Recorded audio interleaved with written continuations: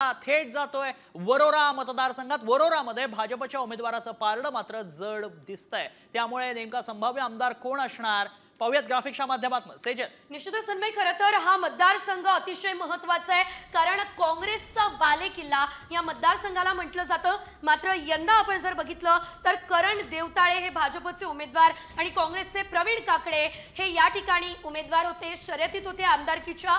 मात्र करण देवताळे हे भाजपचे संभाव्य आमदार असू शकतात। याआधी आपण बघितलं होतं या मतदारसंघामध्ये प्रतिभा धानोरकर या खासदार झालेल्या आहेत, लोकसभेला त्यांचा विजय झालेला आहे आणि त्यामुळे त्यांना आपल्या आमदारकीचा राजीनामा द्यावा लागलेला होता। आणि आता या ठिकाणी भाजपचे करण देवताळे हे संभाव्य आमदार असण्याची शक्यता वर्तवली जाते। अगदी, आणि त्यामागची कारणं काय? जसं आता तू म्हणालीस काँग्रेसचा बालेकिल्ला आहे आणि त्यामुळेच भाजप बाजी मारून नेतं का पुन्हा एकदा काँग्रेसकडेच कल जातो मतदारांचा, हे पाहणं महत्त्वाचं आहे। मात्र जो सर्वे आपण केलेला आहे त्यात संभाव्य आमदार ठरलेले आहेत करण देवताळे। त्यामागची कारणं नेमकी काय आहेत समजून घेऊयात आमचे स्थानिक प्रतिनिधी बालकदास मोटघरे यांच्याकडनं। बालकदास,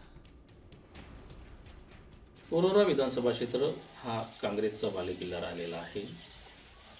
काँग्रेसच्या खासदार प्रतिभाताई धानोरकर यांचे भाऊ प्रवीण काकडे हे काँग्रेसच्या तिकिटावर रिंगणात उभे होते।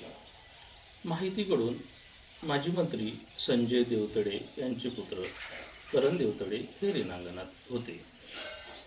शिवसेना उभाटा गटाचे जिल्हा प्रमुख मुकेश जीवतोडे यांनी बंडाचा झेंडा हातात घेऊन अपक्ष उभे होते।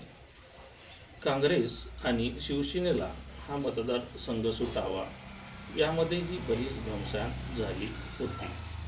त्यानंतरही मुकेश जीवतोडे यांनी आपला अपक्ष नामांकन करून ते रिंगणात उतरले।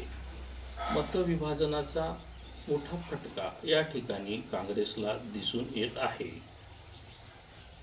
करण देवतळे आणि मुकेश जीवतोडे यांच्यामध्ये दुहेरी लढत पाहायला मिळत आहे।